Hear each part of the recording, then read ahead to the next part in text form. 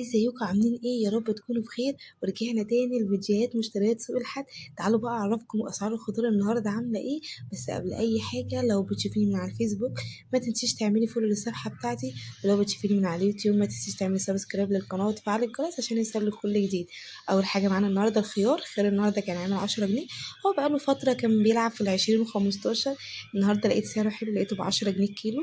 تاني حاجه الكوسه، برضو الكوسة كانت بتلعب في ال20 و15، نفس برضو الحوار بتاع الخيار. بس النهاردة لقيتها ب12 جنيه وكانت حلوة جدا. جبت الحجمين، نقيت منها الصغير ونقيت منها الكبير، علشان بقى حشو طبيخ كده يعني تنفعني في كل حاجة.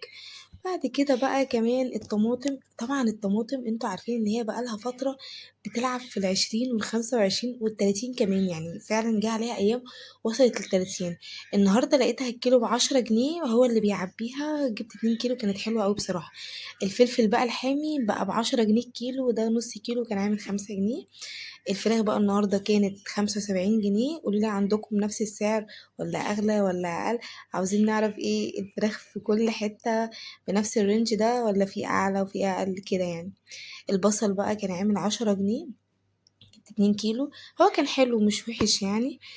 وكمان البطاطس النهاردة التحمير كانت عاملة 10 جنيه للكيلو، جبت برضو منها 2 كيلو. أنا طبعا الاير فراير من ساعة ما جبتها أنا بقيت مدمنة بطاطس محمرة، لأن طبعا هي بتطلع في الاير فراير حلوة جدا ومش مقلية بزيت كتير، فبتبقى تحفة كمان خصوصا في الدايت.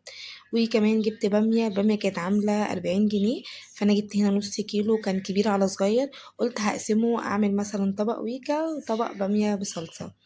وجبت بقى الفلفل الاحمر، ده العشق، بحب قوي افرمه واحطه في الفريزر، وحطي بقى على اي تتبيله عندك بصراحه بيبقى حلو جدا. جبت الكيلو ب15 جنيه. والثوم بقى عندي اللي كان متخزن خلص، فجبت النص كيلو ب25. دي بقى البطاطا العشق بتاع الشتا، جبت الكيلو ب8 جنيه. وجبت بقى ينسون وفلفل اسمر وبس كده، ده كان الكيس ب10 وكده مشترياتي خلصت.